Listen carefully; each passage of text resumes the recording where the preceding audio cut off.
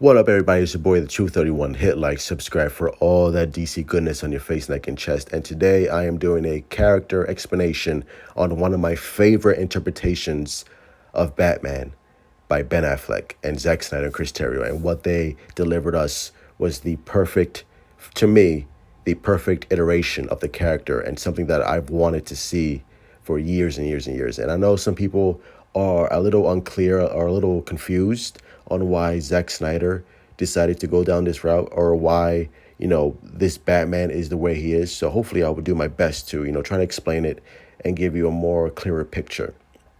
So first off, you have to understand that this was not the Batman that we all know and love.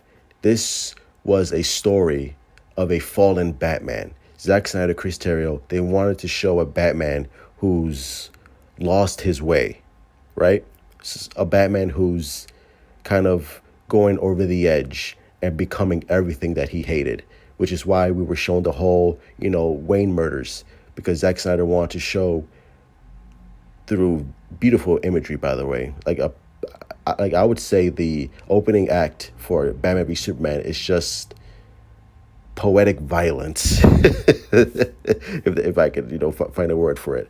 But yeah, and I love the way Thomas Wayne, clenches his fist and goes after the person who's trying to shoot him. I think that's what Zack Snyder wanted to add, like that little detail of Thomas Wayne's anger. I think that's where Bruce Wayne gets it from. So I think that's a little detail that Zack Snyder wanted to add in there that I thought was that I thought that was pretty cool. Or maybe I'm just like reading too much into it, but whatever. It's Zack Snyder. I'm sure he puts a lot of stuff in it that you could read into, but yeah, I love that opening scene. That opening scene is completely masterful, and we also see, obviously it's a setup for the whole Martha moment, which happens towards the end. And I know a lot of people have trouble with that, but again, it's explained through the narrative. And I'm gonna do my best to try to explain it. But also, we see the beautiful imagery of young Bruce Wayne, falling into the Batcave, and again, it just shows through the visuals, because Zack Snyder is a visual storyteller, that Bruce Wayne is fallen. This is a fallen Batman. He says it from the opening line of the opening credits. This is a story of a fallen Batman, and we're not gonna root for this Batman. This is not a Batman that we're gonna know and love, because this Batman has gone through the ringer. This is a war-hardened, jaded Batman who's lost a partner, Robin, Dick Grayson, in this universe, who was killed by the Joker. This is a Batman who feels emasculated by seeing a god on Earth arrive who can wipe out crime in less than 5 minutes, something that Batman has been trying to do for 20 years. Now, psychologically, how does that affect Bruce Wayne? How does that affect Batman? And I think that's one of the most interesting and brave aspects that Zack Snyder wanted to explore that we haven't really seen in movies previously.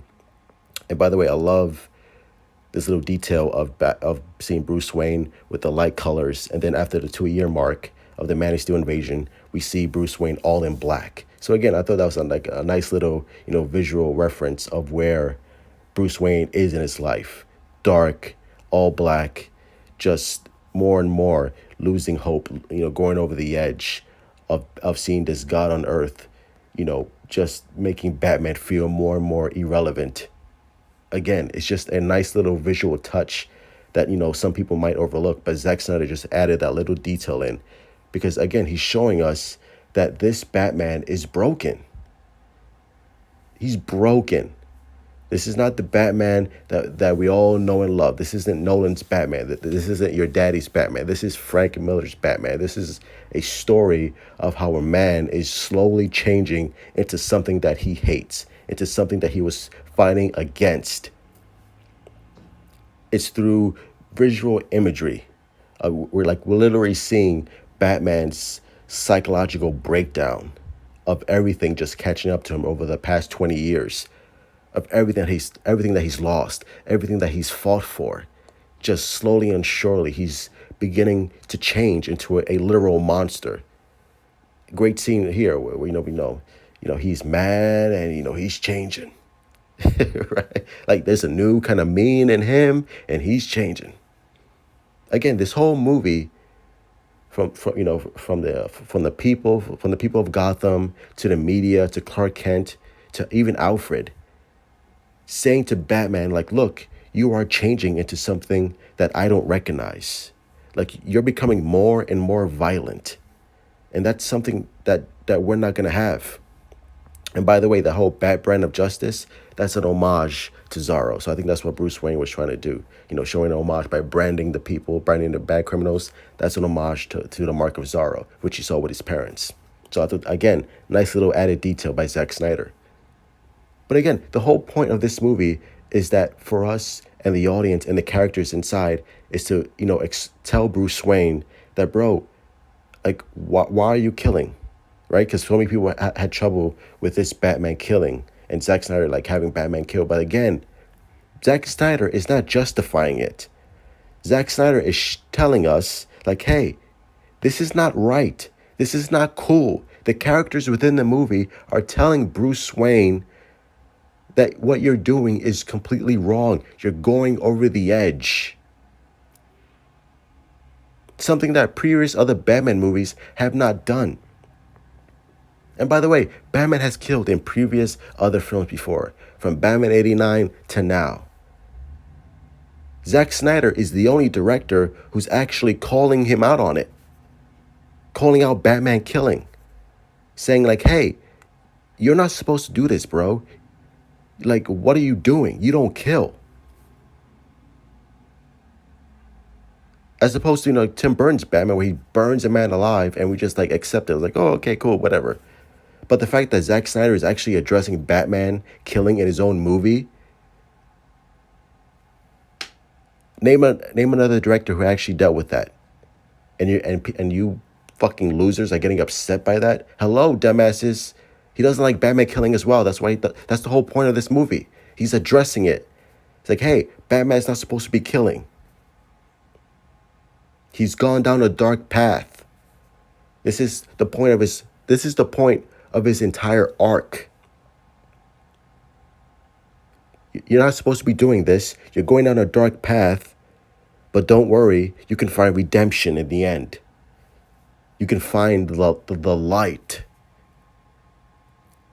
That's the whole point. That's what Zack Snyder was telling us the entire time. We're against Batman because he's doing the wrong thing. That's the whole point of the whole Martha scene. When he was going to kill Clark Kent, Superman, but when Clark Kent says Martha, it's like a trigger. Because Batman has been suffering from PTSD this entire time. And when he says Martha, it clicks in him. It's like, oh shit. What the fuck have I been doing all this time? Yeah, exactly. That's what Zack Snyder's trying to tell us. Like, hey, we don't agree with this. Change, dude. That's exactly what he does. Throughout the whole movie, he's lost. But at the end, with Superman's sacrifice, there's a clear path for Bruce Wayne. Again, with Zack Snyder's visuals, through visual representation, we see a clear road ahead. And that's Zack Snyder, that's Ben Affleck, that's Chris Terrio telling us that Batman has found his way again. Ben Affleck, Chris Terrio, and Zack Snyder absolutely understand the character. So, there you go. I hope I explained it for you. You know, smash that like button, subscribe, all that good stuff. Follow me on Twitter, Instagram. Let's continue having a DC conversation. And I hope that I explained it well for you people. Love you all. And as always, truth out, ladies and gentlemen.